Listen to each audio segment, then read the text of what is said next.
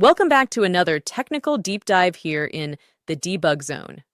Today we're tackling a big question and breaking it down with insights from other users. Hopefully this clears up some misconceptions and helps you get the answer you need. So buckle up, stay a little curious, and let's jump right in.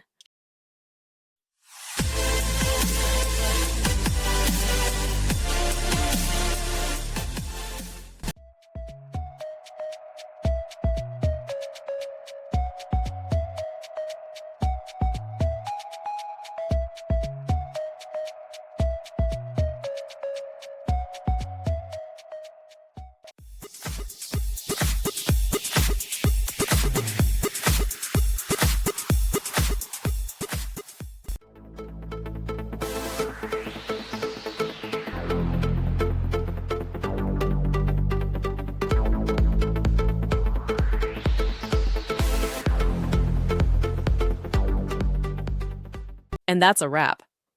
I hope you found the answer you were looking for. If you did, take a second to hit that subscribe button. It really helps out. And let me know in the comments which solution worked best for you. See you next time in the debug zone.